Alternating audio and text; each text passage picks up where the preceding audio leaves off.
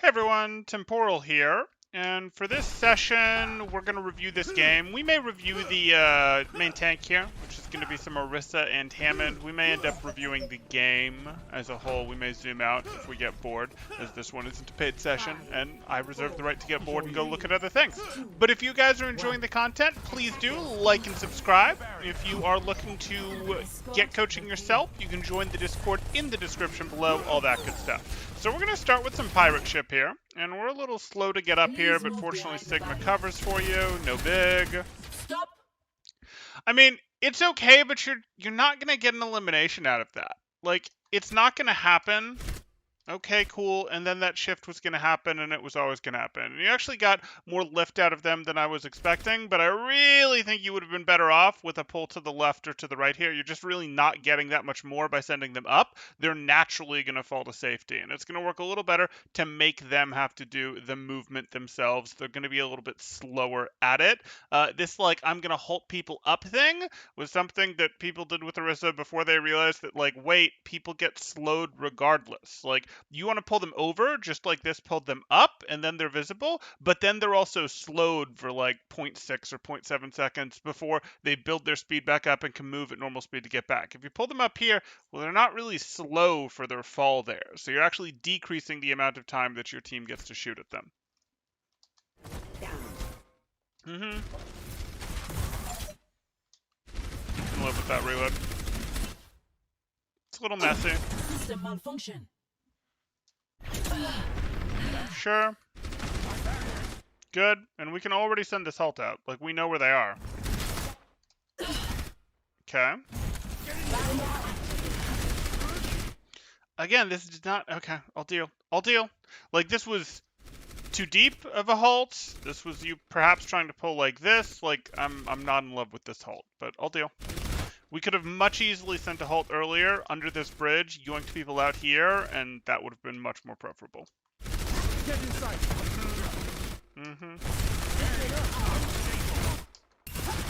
Sure. Establishing defense point. Okay. Do we feel need to fortify here? Like, this is a bit of an interesting decision that you're making. Oh, it's still open.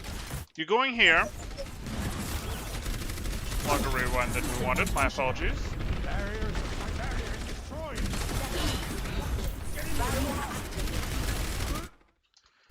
That happens. You do this. You decide you want to go for another halt. And you're just not really tracking your ammo. You're throwing this halt out here. Is this halt for someone else to follow up on? Like, it's not the worst thing in the world, but you're throwing this halt out here, which suggests to me that you intend to shoot at her, and you're fortifying, which doubly I expect you're planning to shoot at her, but now you're going into a reload. You just lost track of your ammo. I do not think you would spend both of these abilities that can be useful for securing those eliminations like this if you knew you were at 0 ammo. So I think you just lost track.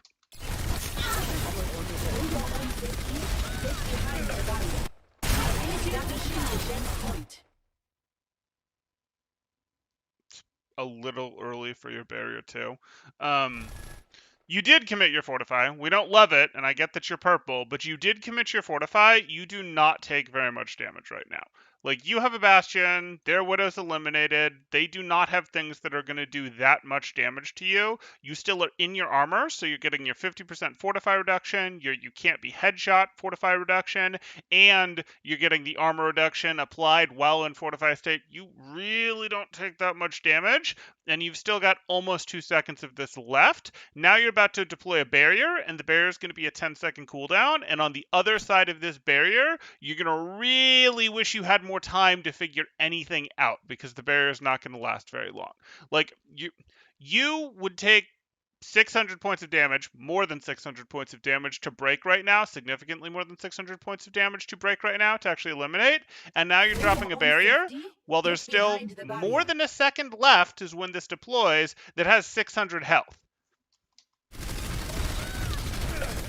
Okay, they decide not to shoot at your barrier, and that's very helpful. But like, if they decide not to shoot at your barrier here, that's a situation where you weren't really in much danger in the first place. Like the barrier you put down had less health than you did at the time that you put it down. So it doesn't really make sense to do it because if they had kept pressure on the barrier, you would now be in a situation where, oh shoot, now I'm just stuck. Now I'm just in the open, and I'd have to waddle my way over behind this, waddle my way over behind this with no cooldowns, drop behind the cart and crouch and hope that they don't eliminate me. Like, none of those are good options. You don't really have a great way out. And you could have made this a better way out by having waited that extra second on Fortify and then dropped this barrier, and then you get another second still. So, that might be like, okay, but Temporal, I'm not going to be in a vastly better place. Well, you're somewhat going to be in a better place because you'll have been able to do more offensive work. You'll have put more pressure on them before the situation became as bad as it theoretically would have here. Now, it didn't because they swapped targets. They went other places, but so be it.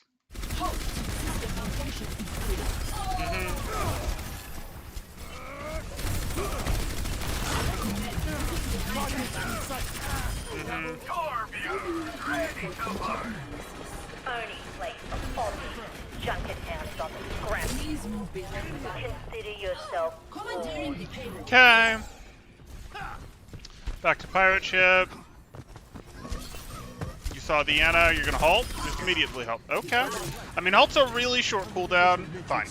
You were going to get her regardless. I'd have just said, let's confirm it. Let's make it happen. Your team was for sure going to get her if you halted. But that's okay.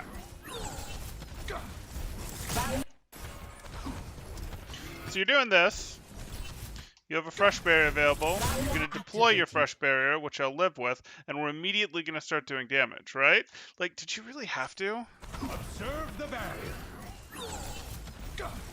I'm actually okay accepting that my barrier is going to be around for a few more seconds and using that because there's already damage you can be doing. You can be applying pressure to this Sigma. I'm pretty happy with going, hey, I'm going to let this barrier last a few more seconds, make them shoot at it type thing rather than this. But okay, because sure enough, the instant you deploy it, it starts taking damage, and now you can get caught for 4 seconds, 6 seconds, whatever, without a barrier earlier in the fight.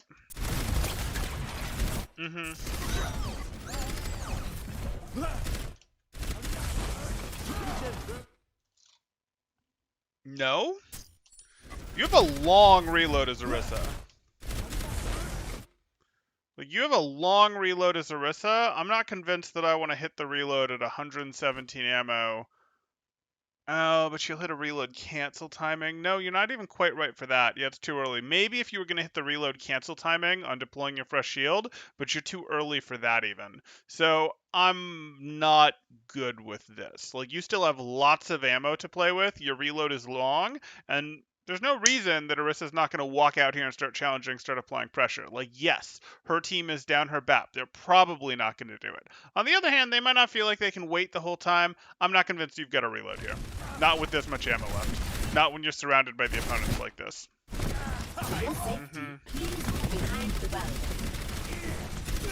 Sure.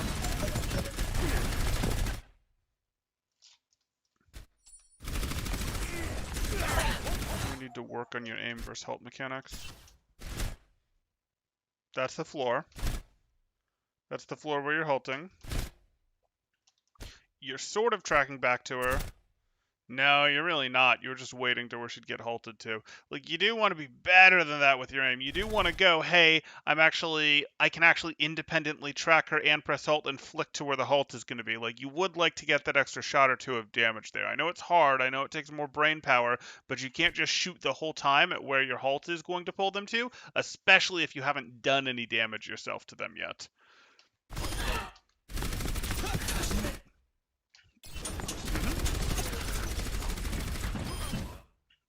A little heavy with the shots there, but okay. Has reached the checkpoint. Okay. We had a reload option for that barrier too, didn't For we? your own safety. Yeah, you interrupt your reload here, and there's very little reason to. So you're down to 20 ammo. You decide reloading's a good idea. I'm good with that. I'm good with that reload idea. And then you go, wait, no, I'm scared. Why are you scared?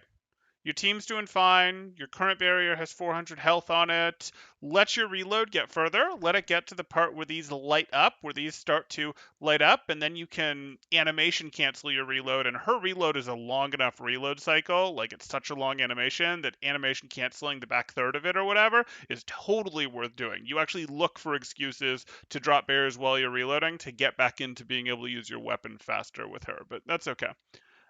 So why does Pirate Ship work for Red Team for these 2 points? Was it good plays on their part or mistakes from Blue Team? I mean, because it's ladder, because people, like, okay. I can go back at this from a more macro standpoint because I was pretty closely watching our, what do you call it? But let's just sort of run this through speed mode and talk about this from a more macro standpoint. So here we are. Ready for battle. 2, 1. Attackers incoming. We're pushing out. Stop. We go like this. Get Bastion gets on. That's not too wild. They decided on Blue Team not to do a close hold. They are set up with a Widow and a Sombra. And that can certainly challenge this. But we are going to, if memory serves, see that the Widow goes down pretty quickly. Halt gets no value from the defense. So ideally what would happen is this defense would either get a pick on this from the side to eliminate this, a pick from the side or behind, or they're probably going to challenge it right here or right in here. Something like this is where they just want to be able to drop on and eliminate the Bastion. That's what you'd expect the team to hit here. They're not perfect in terms of their synergy. They're running their own poke comp. They are running a poke composition here, but then they've also added an Sombra. And adding a Sombra to a poke comp isn't terrible, but it doesn't make them the best thing in the world at fighting a stronger poke comp. You see that? Like, full-on poke with some other things. Well, what are our tools for handling a Bastion? Well, we need to outpoke it with angles. We need to commit on it on short sight lines. That's not really what we do, but I guess we can do it. So that's not amazing for them. Just sort of what they drew comp-wise. And then let's see if they're able to force an elimination that matters before they're able to commit. They're not. Okay, fine. They should regather resources here. They should gather resources. So they decided not to go, hey, let's break line of sight and then let's push in. Part of why they can't do that is because they're being threatened by halts and such. So they feel like they can't really wait here behind the cover to drop on them here. So they instead drop back to here and go, no, we're still worried about halts. So they drop to here, where they're pretty safe against halts in this particular spot. So they'll be able to have someone come over and threaten the Bastion here. These guys will be able to run out and try to run over the Bastion. They think this is their best place to do it. So the combination of the Bastion, the halts, and them having a not great comp make it so that they're going to have to take their spot here. They should go for this commit about now, except that they can't because their Widow's tied up. Because we've decided that Zen and Tracer, I guess, are going to challenge Widow, and Zen and Tracer are able to get on Widow, so now these guys have to do basically a one-dimensional challenge of the Bastion. There's no challenge from behind, there's no challenge from across, there's no challenge from across. They have to do a pretty one-dimensional challenge of Bastion, and they don't really feel like they can do it. That's kind of what we're looking at. That's what I thought I remembered. The Widow went down early, and it kind of breaks this. Again, it wouldn't be weird to see the challenge up here or over here of the Bastion. They let them come in deep. That could have been a poor decision on their part. The decision was influenced by the presence of halts from Trevor here.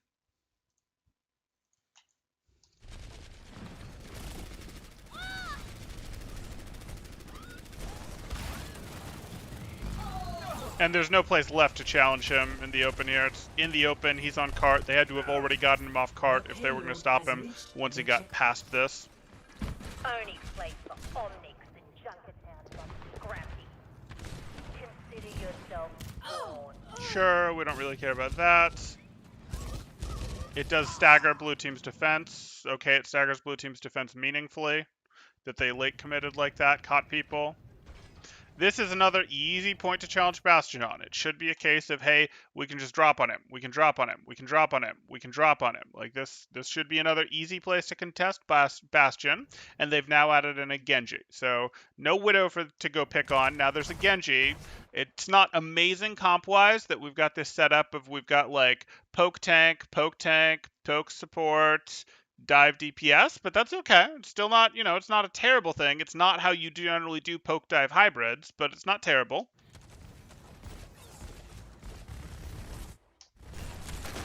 We're setting up with our angle behind. Sigma's early. Sigma should go right.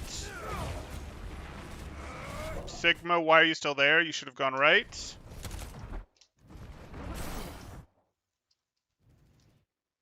Because you decided that you wanted to battle Retina there. I don't love it, but I understand it.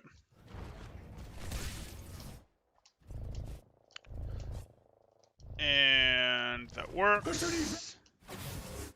And you're going to get caught out of position, and you getting caught out of position combined with the staggers over here effectively mean that there's not a good team fight to be had. So basically what's happening is they're getting snowballed. It's working because they are getting snowballed. There was a little bit of, hey, their Widow went down earlier than she should. Then at the end of first, beginning of second, they let themselves get staggered harder than they should. Then we had this Sigma in a place where they were punishable, catchable, and now they've effectively been snowballed. And yeah, it's going to be hard to fight back into a Bastion when this is the same issue that you run into in Bronze and Silver, in Plat, in, whatever these lower ranks where it's like, oh, the team is staggering, the team is, doing this. Like, the trick to taking down Bastion is coordination, hitting him from multiple directions, hitting him at the same time, and not staggering, not feeding, that sort of thing. And Bastion didn't cause all of these feeds, don't get me wrong, but if a couple of your teammates get eliminated, and even just a couple and not in the same team fight, it really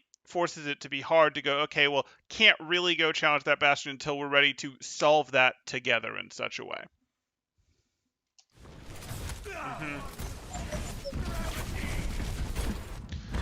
And again, you have Genji and I thought Sombra over here ready to go make their play. Oh, we lost Sombra to the turret. Okay. That makes sense. You've got the Genji Sombra, which probably weren't the swap when there was a Torb. Was there a Torb the whole time? I think there was. That wasn't a swap for the Genji, was it? No, that was there before the Genji. Yeah, okay. I hope that makes sense, Mercedes. If it doesn't, in terms of Bastion can be snowbally, especially when he's on a cart like this, and like you can't really challenge some of their stuff until you can get ready. And they were able to find first the pick off on the Widow, then they've been able to find pickoffs, not so much using the Bastion, but they've been able to find pickoffs on blue teams away from the Bastion that have allowed them to not really contest the Bastion. Yep.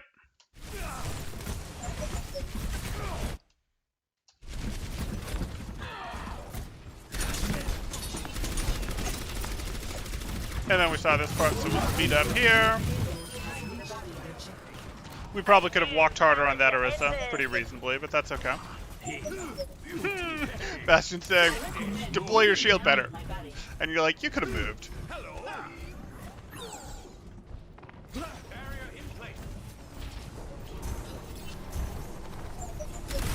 Okay.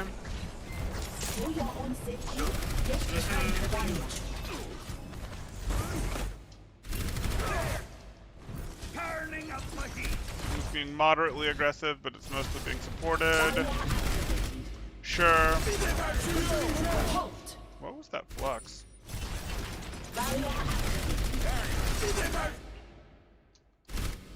Is that to try to pull Sigma out from behind his barrier?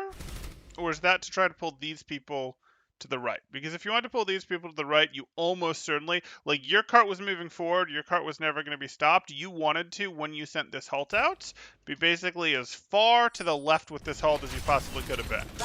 Like this is a thing where you're shooting there, here, or even further left of where your crosshair currently is a good place for your halt. Right there. Send your halt right there. And that might seem like, but I won't be able to hit them because my halt is going to send out an orb here. And if my halt sends out the orb here, it'll pull them to like here because it doesn't pull them to the center of the orb. It pulls them to the edge of the orb, and then I can't hit them. Ah, but you can. And the reason that you can is because I'm going to line this up like this, how we wanted you to send your halt. And, oh wait, you just changed your perspective. And now you can hit them by the time the halt gets there because you're on a moving cart.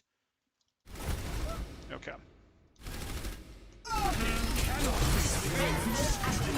Sure. Ideally, we didn't want to use both of those things, both the Fortify and the Transcendence there, but so be it. Ladder, communication, barrier past the shield, sure. Don't move.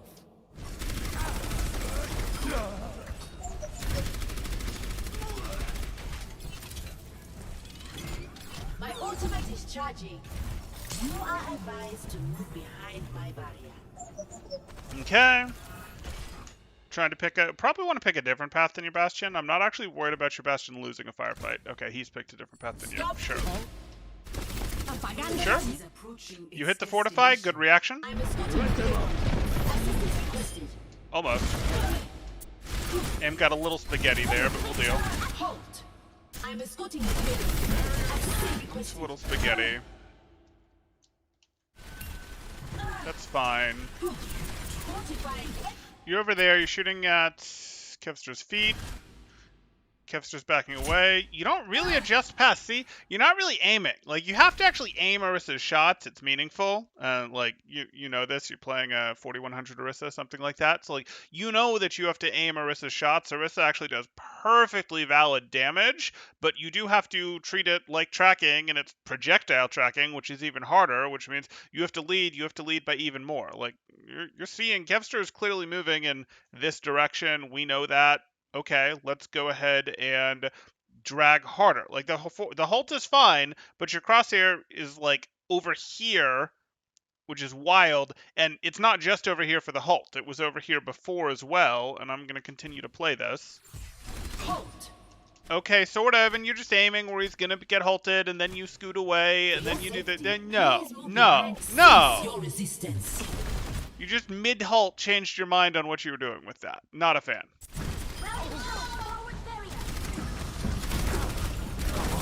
Okay. Yeah. So, like, aiming at squishy shouldn't be, I'm going to wave my mouse and hope I do damage. It really shouldn't. Like, that's okay for a very, very brief period in your career. It's like, I'm actually going to aim at them. That's going to cause them to move one way or the other. And then I'm going to play the tracking game and start moving my mouse on where they're going. And they might start to adjust the other direction, and I might flick my mouse back past them and track. But, like, we're doing tracking, and we're doing tracking with more leading than we would with true hit scan. Like, with Soldier, we might go, okay, here's the BAP right here. I'm trying to keep my crosshairs sort of on him, but really what I'm doing is I'm leading him a little bit, so in practice I end up targeting like his shoulder, his neck, that sort of thing. You would target a bit further out still, even at this distance, because you're using a projectile, though a fast one. And then you'd adjust, flip to the other direction, just, neck height. The other direction if you thought he was going to change, that sort of thing. But we're not just waving our crosshair across them until they start moving predictably. Okay. Okay. That is a huge time bank. Even for Junkertown, that's a pretty big time bank. Ready. Ready for battle. Group up here. Group up with me. Group up. 5, 4, I recommend moving behind my barrier. 1. Attackers incoming. Observe the barrier. Stop the payload. 1. Ready for battle. 5. So you didn't get the message. I don't know if you're in comms or you were AFK because I fast forwarded. I recommend moving behind my barrier. Or is this your plan? Is your plan like, I want to be the crossfire? Like, I'm okay if this is your plan. It's not the best thing in the world. I'd have probably deployed this barrier earlier if that was the plan, so that I had the option of dropping and walking towards them with a fresh barrier, so that we had a crossfire, if that's what you're thinking. I kind of doubt it is. I think this was probably just a you missed the plan, either because you're not in comms, or it was decided late, or maybe you were AFK or something. 1. Attackers incoming. Observe the barrier. Stop the payload. Combat protocols initiated. Sure. Primary objectives confirmed. Okay. Beginning mission. Not so When you fast. throw the halt, that's actually good timing on the halt. go there. You know you can't stop his actual thing. He misses, fine, whatever. You want him to do his unwind animation, which you let him do, and then you go for the halt. We could have been a touch earlier with the halt, but we did want him to do his unwind animation and not be moved by the halt while doing his unwind animation, because you're effectively decreasing his stun time by doing that, because he's not really stunned during halt, but still. Okay. Yeah, I can live with that one. It's, again, like, you're doing it when you have a lot of health, but you didn't have armor at that point, and you just been head hit shot hard, etc. Little bit of tracking there. I gotta admit, this does not look like GM level Orisa tracking here, though. Like, there you go, that's fine. And you go, oh, yes, he's moving, so I'm gonna start to move. And that's fine. And then, but you, like, moved and then started just perma-shooting at his new location. And I know I'm saying perma when it's only, like, 3 bullets, but you didn't continue to drag it right in the direction that you'd expect him to go, or bring it back left. You just sort of hold it still like he was gonna stop there. Same thing. You're like, oh, let me go to your new location and stop. And it's like, no, it's not. You're not driving the McCree of tanks where you go, okay, let me flick over and pow, and flick over and pow, and flick over and pow. Like, you're driving the Soldier 76 of tanks, but with projectiles. So it's like flick over to your new spot, be holding, and then be dragging, and then maybe flick the other direction and be dragging, whichever way makes sense, based on what you're predicting, because it is a predictive game when you're dealing with tracking like this. But, okay.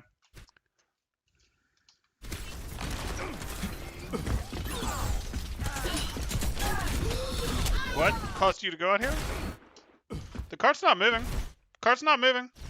You're good. You don't... Why? So here you have very little cover, but you have some. And we decide to...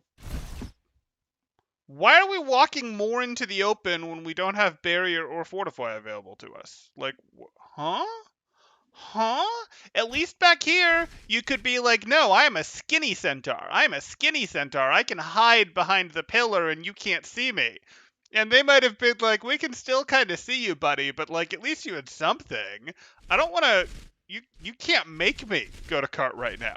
Like, yes, if they put someone on cart, maybe that's enough pressure to drag you to cart. It's not. But, like, I'd so much rather go to cart when I have fortify to rotate with. Like, so much rather. Or at least a barrier. Like, you know that being 3 and 5 seconds away in this level game is an eternity away from your cooldowns for wandering through the open. That was a fade. Barrier fracturing. And I don't care if your team was screaming at you to go contest cart, go to cart, whatever, so that you're the distraction so they don't go after your bastion nest. Like, you can go, yeah, I will once I have cooldowns. Like,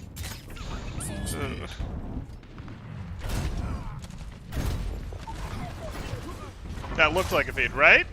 Maybe it was a I want to swap heroes feed.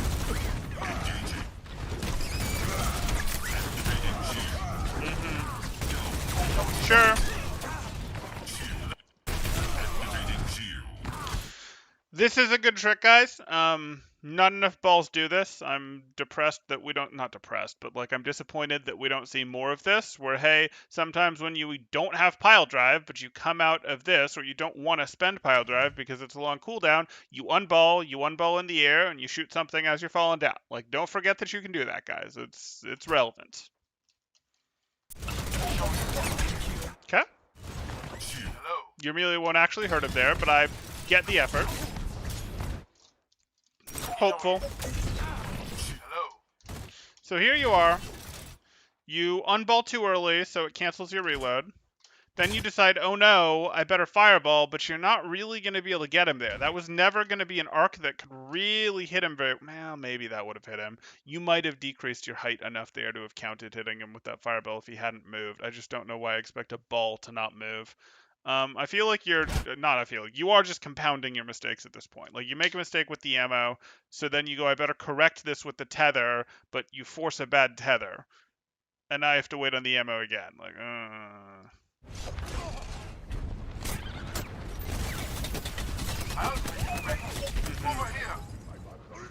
Sure, go get your mega.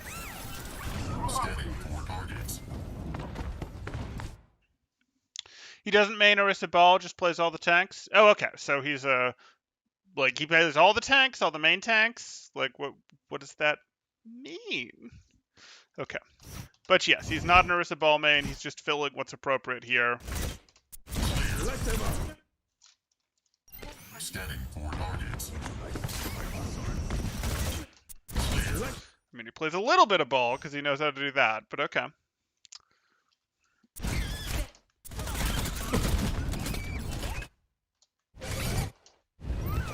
Orisa and ball are main tanks. Right. Speed. Yeah, okay.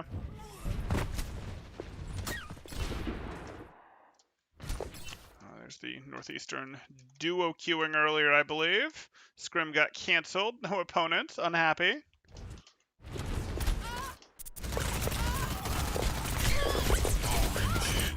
Okay. So, here we go.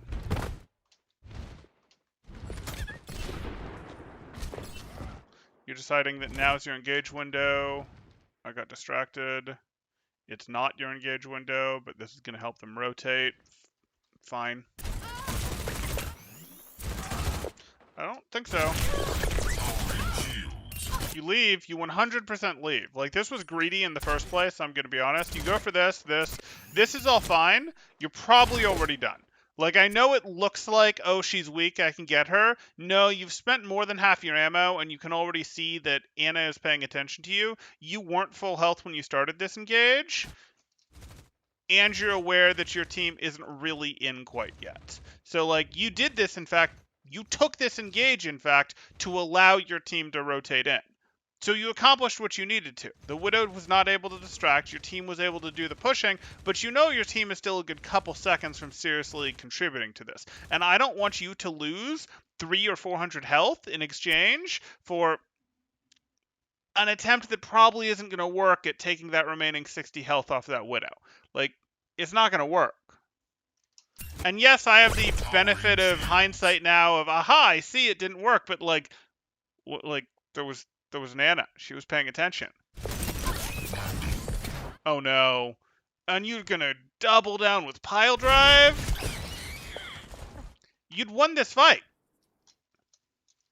Your team had won this fight, and you'd done exactly what you needed to. You'd main tanked. You'd been like, boom, let me relieve pressure to help my Bastion and Core get in. They got in. We're good. I can leave.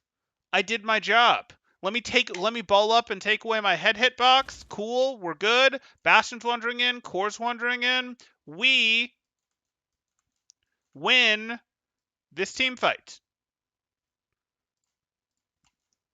No. I gotta do it all myself. I gotta do it. I gotta 1v3 this Widow. Yeah. Oh. Is your team still probably going to win? Yeah, they probably are because they did get enough of a lead, but like, no, that was not the play. You gave them shots to come back in. You didn't really give them shots to come back in, but you almost gave them shots to come back in. If anyone else makes a serious mistake, they have shots to come back in. Evidence suggests the sniper ahead. All of the main tanks plus all the up tanks. So all the tanks. Just Phil's tank. Okay. System initialized.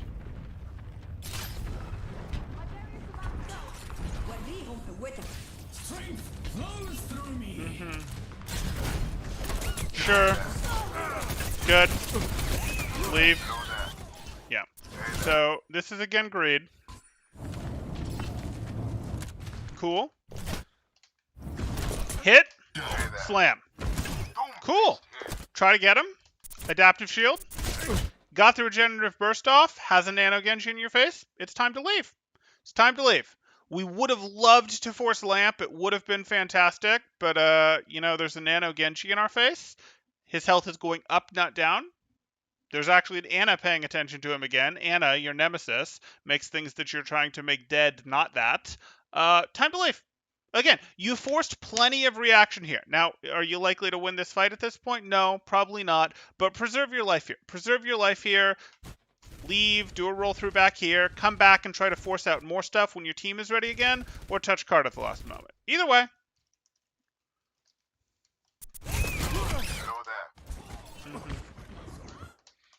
touch wouldn't have to be at the last moment, but yeah. Again, if you're alive and they have to worry about continuing to heal this up, continue to worry about you, it's possible that this widow here gets eliminated. This widow who went super low on health and then Anna was able to pay attention to.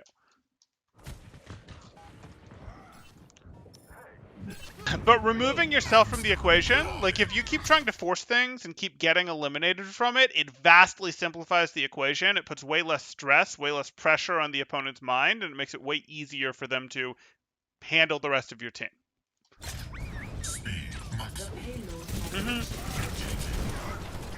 What?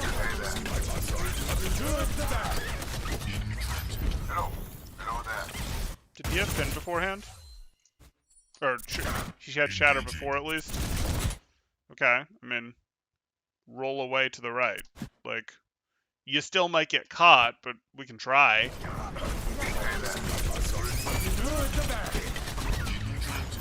Good deny. No pile drive?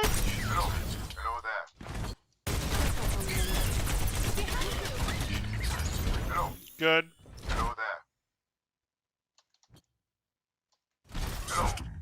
Yeah, I don't want to deal with this reload. You can't make me deal with this reload. I'm pile driving instead. And it's free. Like, you have stairs here. You literally ball forward space and like, okay, yeah, that's going to happen, whatever. I mean, you can go, no, I don't want to pile drive because this. Okay, then ball, roll yourself into this wall, pop up and do it. He doesn't have pin back yet. He can't punish you for that. And you go, no, he's going to turn and block, whatever. Yeah, I don't really care. If he turns and blocks, it makes it harder for him to get out. If I do pile drive him up, it keeps him up in the air, which makes it harder to heal him, makes it harder for him to get out of here. I do not want him getting out of this room where his team can potentially heal him. And I need to deal with the fact that I don't have any ammo, which at least now you got back.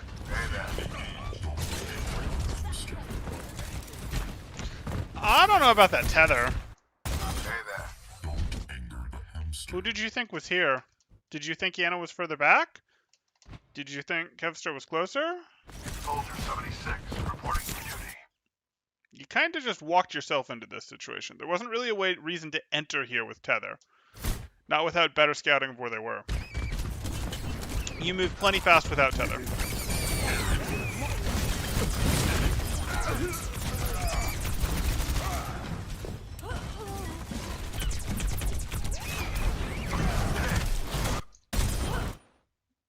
Okay.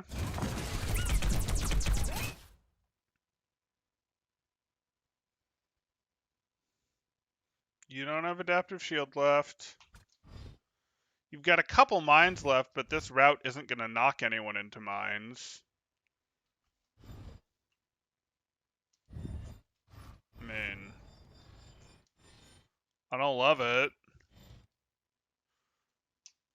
Okay.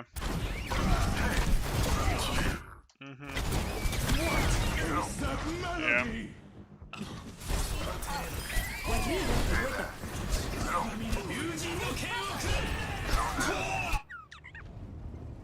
System initialized.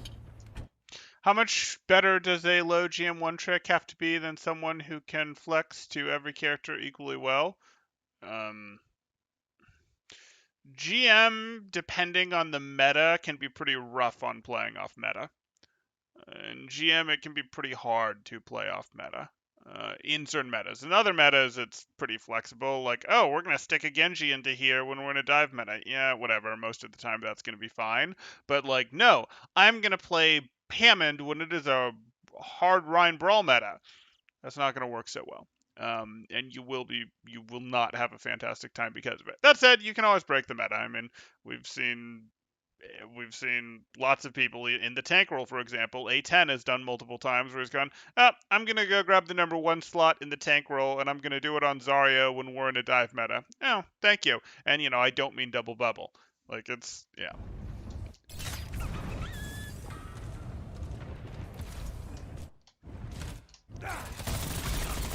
So it's doable. You have to be better, certainly, as a one trick. How much better really depends on what meta we're talking about.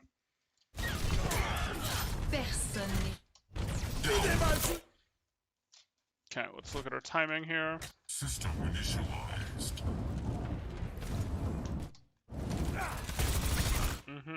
Pressure. Sure.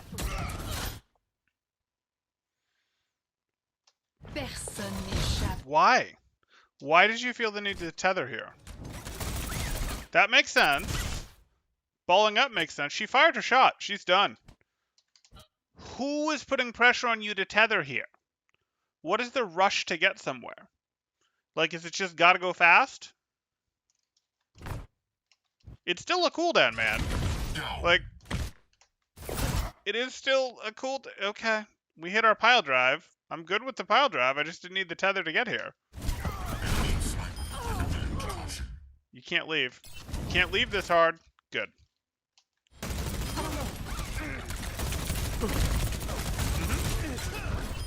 That was better. Go for the fireball finish. Shot. Hello. Hello. But I'd also probably deny the premise there, Mercedes. You said how much better does a low GM one trick have to be than someone who can flex to every character equally well? You don't. People don't flex to every character equally well. I sort of am going to say no to that premise. Like, you can identify what people are better and worse at hero-wise, even when they play a role like main tank or a role like main support. You know, even if they play a role with a limited cast or limited roster to it, you can generally pretty well tell which heroes they're better and worse at, even if they're pretty flexible. And I don't mean you, like, oh, a coach can do it. I mean, like, other players will do it too.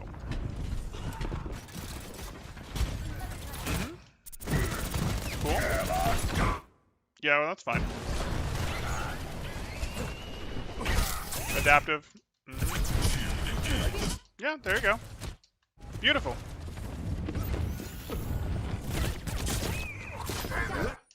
No. Okay, I'm not really willing to go back in yet. There's nothing for you here.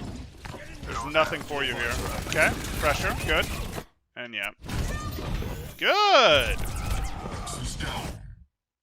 I don't think the pile drive helps you. Yeah.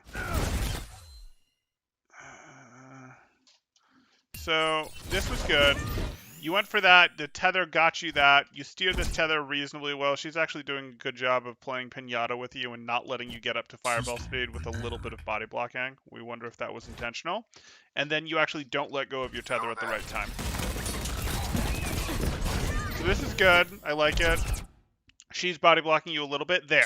That's when you had the most speed you were ever going to get off of this tether, and that's when you wanted to release it.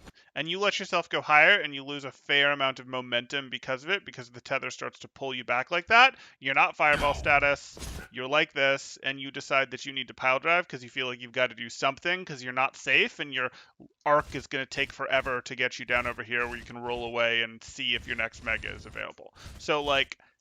You held on to this too long. You're going for the pile drive. Maybe you're going for the pile drive intentionally because maybe this is I feel like I have to do something, which is the category I think we're in of I have to do something. It's possible that you're, this being something because I'm just too vulnerable otherwise. It's possible that you're saying, no, this ball is also weak. It's important that I paralyze this ball, knock him up, get him stuck, so that my team can take him out. It's possible that this actually is a stun that's really more meant for the other ball than because you just feel pressured, feel stuck. In which case it's going to be a trade, and I'd want to value your life a little bit more highly than I think you are, but that's okay. I'm not terribly worried about that one. It's reasonable to do that. Area denied. Yeah.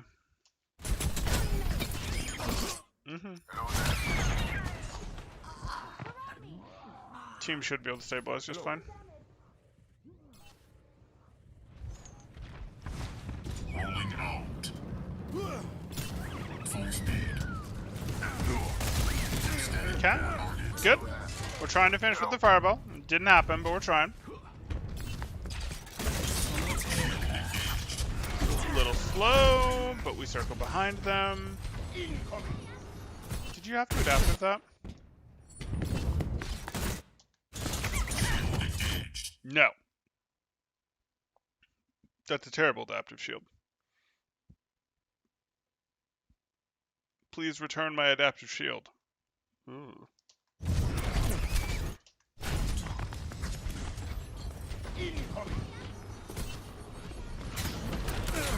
So this is the spawn camp we heard about.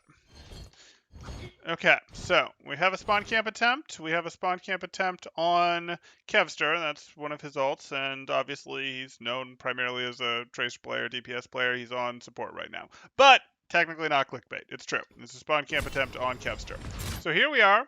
We're going to hit the tether to try to hit the fireball. Now, I've immediately got some issues. The issues I immediately have are we don't have adaptive shield. In fact, we might be trying to force this spawn camp because we're trying to get value out of the adaptive shield that we kind of foolishly popped against the Genji. But by the time we jump in, we're already down to 1 second. We effectively don't have adaptive shield. But my other real issue with this is I don't know how we're going to get 2 hits. I need 2 ability hits at least.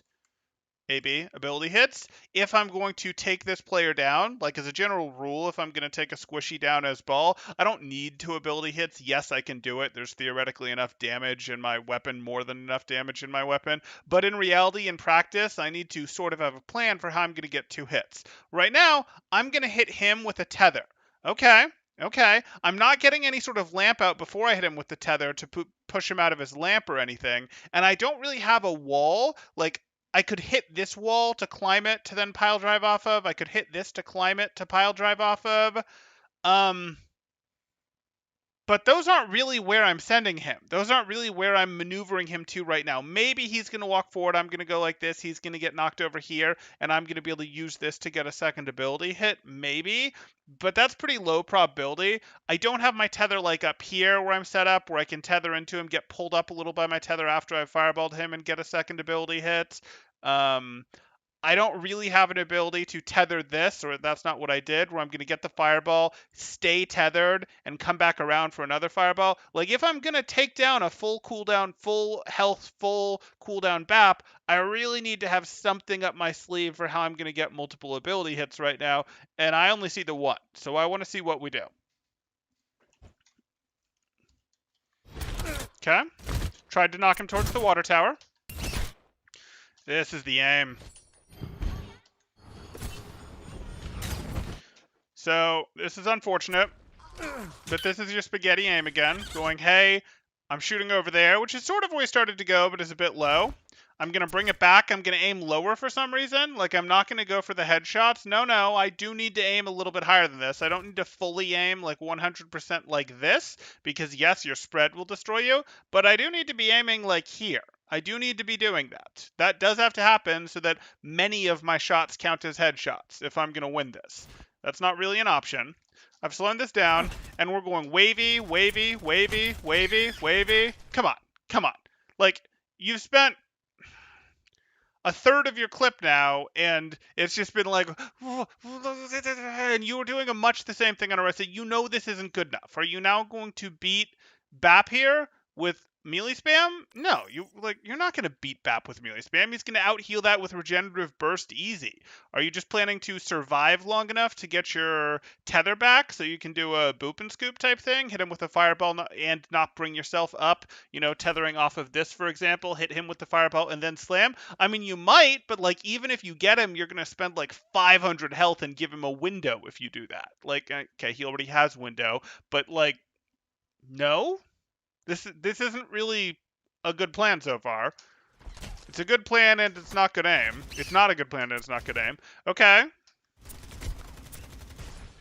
That's a little bit better. Like, that's a little bit better than the waviness we did, but it's still not like, okay, I'm trying to shoot at him. Now I'm actually using a hit scan weapon. So he starts to move this way.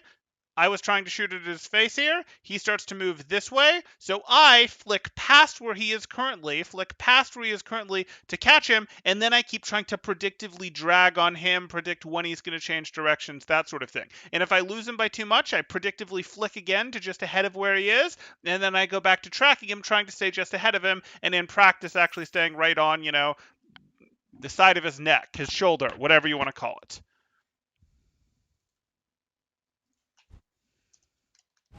Okay, and you can't win anymore. I mean, you've spent 400 health. You have to use your next tether to get out. Your adaptive shield is coming back, but you're not going to get more than a one-person adaptive shield. You can't win. And he's spent regenerative burst, I'm sure. He's still got lamp. He's still got window. He can jump. Like,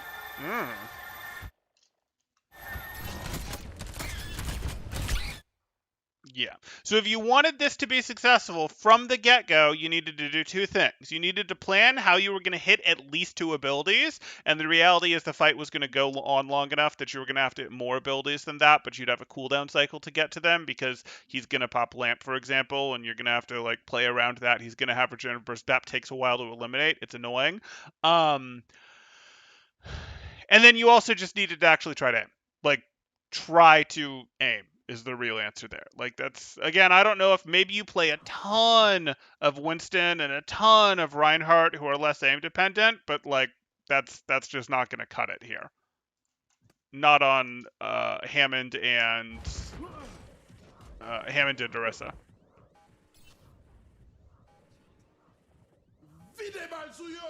And again, it's not that your aim is bad, though it does need work for this. It's that you're not even trying to aim for some of this. Like, you're not even hitting the principles of trying to aim here.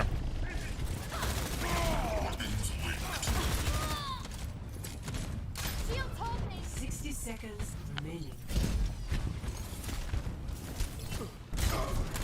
Okay. Sure. You were typing. Or maybe you press tab, but... Okay. I don't love that. Yeah. I don't really love going back for that mega here because you actually have enough health right now. And if you go for this mega, it means ending your tether and putting yourself in a place where these two are probably going to do as much damage to you again as you get back from the mega. So, like, you're at 426. Okay, they only did 50 damage to you, so you got out. I'll take it. I probably would have expected them to do a little more damage to you, and it's not great because remember, you're using health packs. They're doing real damage to you. And since they're doing real damage to you and your supports aren't getting that back as charged because it's, again, health packs that aren't charging your support ults but are charging their damage ults, it's not amazing. That said, only 50 worked out just fine. 30 seconds. So when is spawn camping in general a good idea? A team without main tank better than a team without main healer? Which characters can do spawn camping? Well, Hammond can do spawn camping. I mean, Hammond can absolutely get the jump on a Zen and make Zen's life miserable. Zen can beat Hammond too, but if Hammond gets the jump on a Zen, for example, and goes, hey, there's a Zen walking out there. I'm back here. They don't know it. I'm going to boop them into the wall with this. I'm going to then hit the wall myself, bounce off of it, and pile drive. And now I've done somewhere in the neighborhood of, we'd want to say 150, but probably closer to like 130 damage to the Zen. Yeah, I'm going to win this. And not only am I going to win this, I'm going to win this because the Zen probably didn't even see me coming, didn't get more than an orb in the Discord into me before I hit him with the fireball. I'm probably going to win this with a good 400 health left. So I gave up 200 health to eliminate him. Yeah, okay, I'll do that. And you could do this with other heroes too. Like, you can go, hey, if I get the jump on, obviously if Mercy walks out here and has no one to jump up to, that's going to be something that's going to mess her up. Can you mess with Lucio's? You can. It's a little harder. I probably wouldn't generally go, oh, let me go spawn camp Lucio because it's not taking enough away from his team. Most of what it's taking away from his team is, not most of, part of what it's taking away from his team is protection for their backline, and that's protection from you for their backline. So, like, you'd rather go work on their backline instead. You can definitely beat Brig. I mean, if you happen to see a Brig back here and she has Rally, you might go, no, I'm going to go force Rally, something like that, because I'm going to either force Rally or eliminate her because I don't want her coming back and winning the fight with Rally. That's more valuable than you, probably even more valuable than you if you have Minefield as Hammond. Yeah.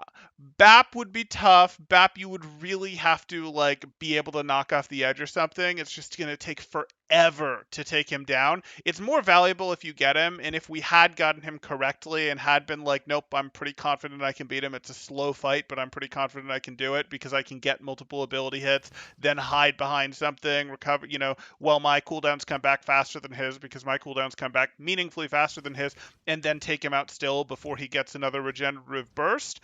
Yeah, that would make sense. That would be something that would be doable. So it's doable, and yes, a team being missing their BAP, being missing their Zen, being missing their Brig that has Rally, things like that, team missing their Mercy, all of those are generally going to hurt them a little more, you'd say, than the team missing their Hammond. That said, you're not going to really be able to spawn camp back here with your Reinhardt. Your team needs their Reinhardt. It's a little too central to their engage. Obviously, Hammond is central to their engage as well, but that's sort of how it works. And if your spawn camp doesn't go well, you can generally still leave, get back, healed up, that sort of thing. But hey, not a big deal. But yeah, your spawn camping is also, we talked about this with main tanks, but really the only main tanks you would do that with very frequently would be Hammond or maybe Winston. Yeah, Winston's valid. Winston has a better challenge against Anna, for example, than Hammond does. So yeah, those would be things that you could do, but you're going to be able to do that a little more often with some of the DPS heroes because they're less central to how you take the fight in most situations as a team. Cool heads, steady hands. We're almost there. Speed. Okay. Good. And that was good. We didn't commit pile drive and like a whim.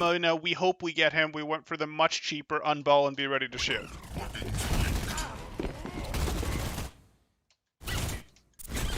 Okay. Okay. Reasonable. Roll away. Good. Good. This is fine. This is a 2v1. You're good. Oh no. Oh no. Well, it was nice knowing you. Matrix almost shot. I can't fault you for this. You didn't have very much health, but Genesis there is getting stomped on much harder than he should be. That was totally reasonable for you to join. And now you just lose and there's nothing you can do. Amplification matrix almost shot. My ultimate almost ready. Hey there. The payload has reached the checkpoint. Okay. Sure.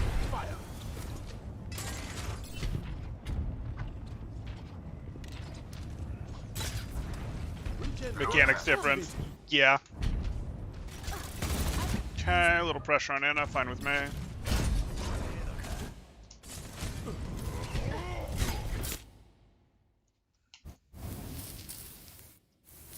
Yeah, your team's ready for this engage. Okay.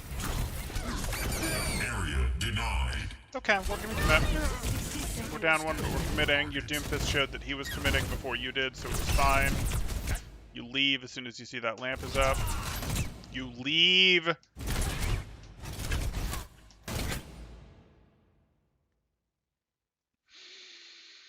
Okay, force regenerative burst and then leave. Leave. Right, you were never going to be able to leave after the window went down. Okay.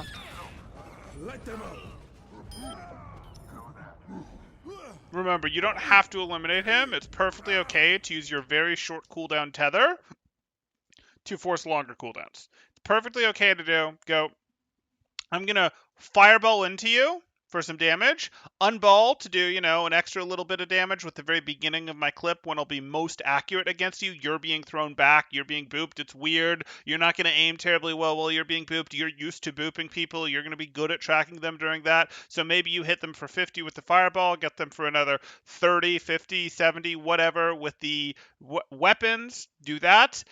They pop a meaningful cooldown, like their lamp, like regenerative burst, so that one's shorter, and then you just leave. And you go, that's cool. My cooldown will be back in 4 seconds, 3 seconds. Your cooldown is still going to be 8 seconds away when I come back in, and that's when I'll go for the actual elimination. But I lost very little health in the initial engage if I did it the right way. If I jumped you when you weren't paying attention, if I didn't overstay my welcome and spend 2, 3, 400 health trying to get another 50 health out of you. Okay. Rolling out.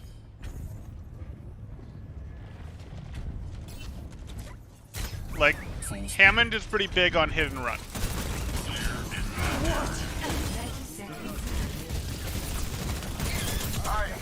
Okay. Sure. 3v1, I'm good. Better. Better because we didn't use our tether to get through the hallway. We used it once we knew there was something we wanted. Okay. Sure. Behind you.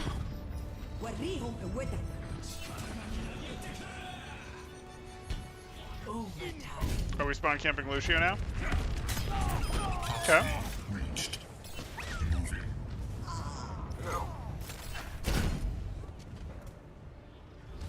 Okay.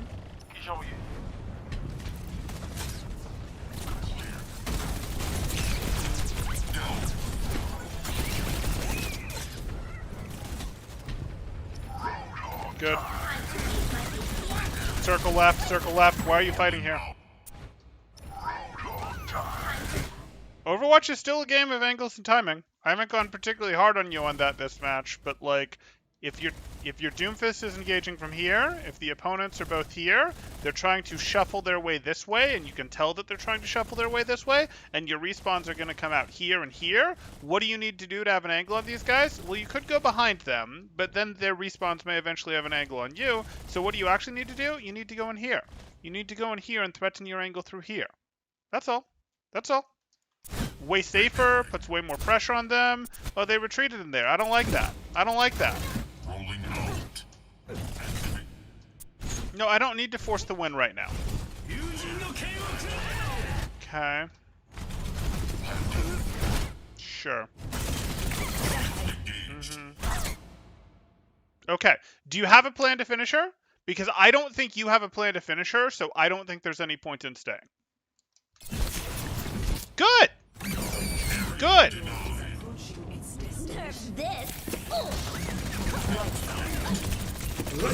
Good. And this is fine.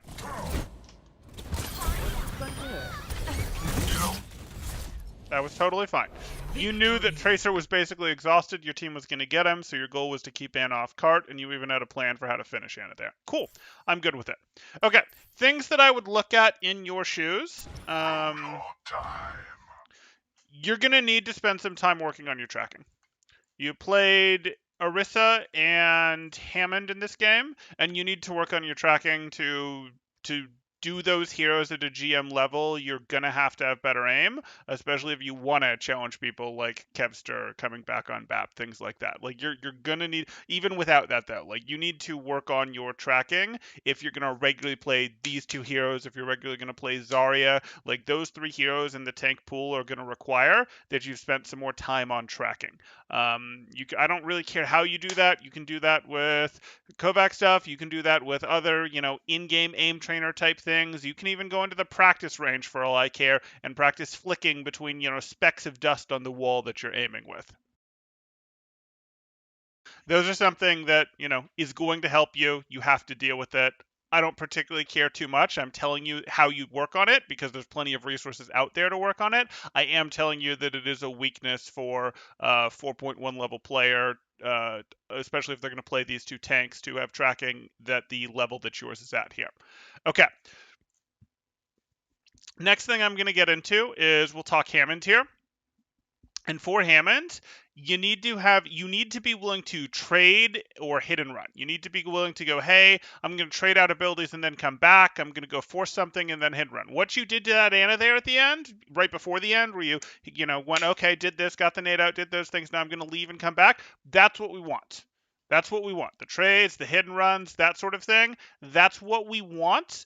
Unless we're jumping on someone that we already saw someone else weekend or we already saw someone else is fighting, we want hit and run. We don't want to brute force our way to try to take down the Widow. We don't want to brute force our way to take down the Anna. Brute force our way to take down the Baptiste. we're going for our hit and run tactics unless we already have a significant advantage of they had low health when we got on them. They someone else is already fighting them. We saw them use an important ability, like we saw Bap go throw the lamp forward at his Reinhardt, and he's back, and we're gonna jump in. That sort of thing. And when we're not getting eliminations through this, when we're not going, hey, get stuff out first, then go back in, then we at the very least have to be planning for double hits. Double hits are important. Double hits are very important.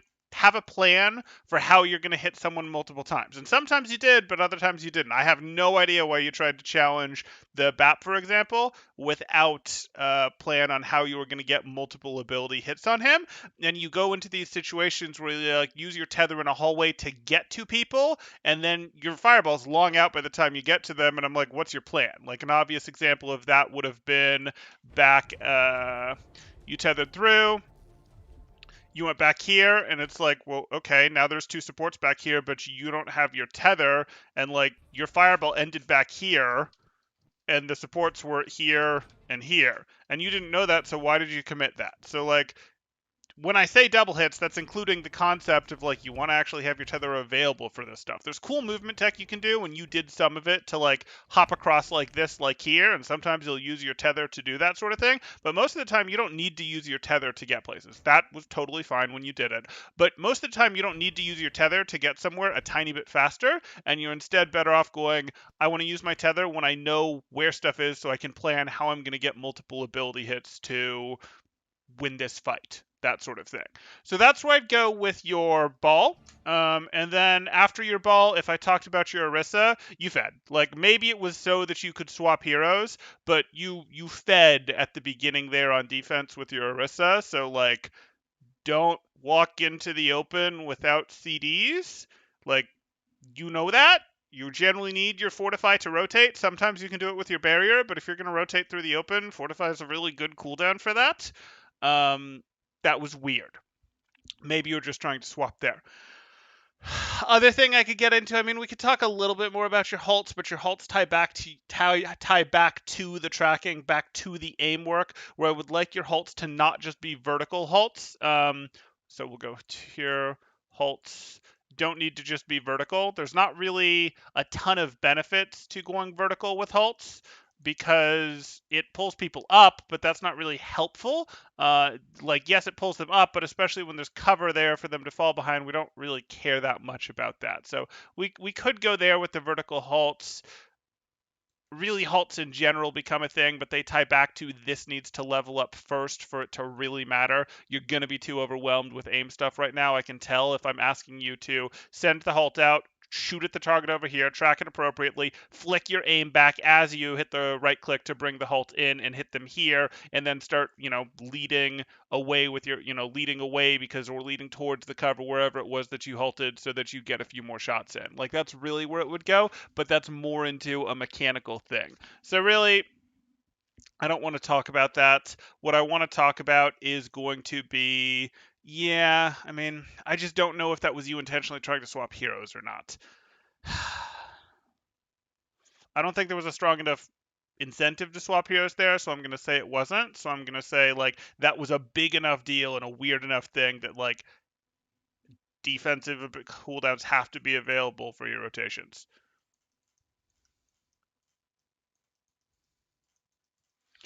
And if I think back to Orisa, what else do I want to talk about there, if anything? I could talk a little bit about some of your shield refreshes, the timing. I could talk a little bit about some of the reloads, the timing. I don't really think I want to. I think like this is the sort of thing where we could get into your reloads, we could get into those. I don't think either is necessary. I think like this so heavily ties back to like maybe this was just a cold game for you. You were just cold. Maybe your aim is usually better than this, but from what I saw here, this is holding you back, and it's holding you back across both of these heroes that you played. And there's other stuff you can do on both of these heroes to be better. You could not fortify early so that you save your shield. You could not refresh your shield when your shield still is going to exist for a few more seconds, and you're about to be under heavy fire because you're going to want to be able to replace the shield immediately. And, your shield is going to get destroyed faster than the new one gets through enough cooldown to be worth it in terms of that time comparison. Like, there's stuff that we can go into there. But the thing that is transferable most between both these heroes would be working on that mechanical aim there. Yeah, so that's what we'll get into. If you have questions, I don't think you're actually here because I think this one got submitted for you by someone you know.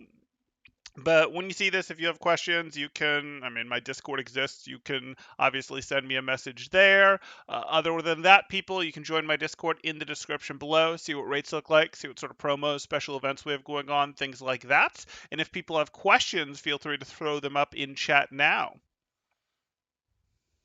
Messy screen. He did say this was his first tank of the day. Yeah, totally fine. And people's mechanics drift. Like, it's totally possible that we wouldn't even be talking about tracking at all if I'd caught him 2 or 3 games later. Especially if he didn't warm up, because a lot of tank players don't warm up. It's not necessarily great, but they feel like they don't have to because they're probably not going to be playing the tracking heavy heroes to start, and yada, yada, yada. I don't think that's a very safe assumption right now. Ball and Orisa are both pretty common picks right now, but hey.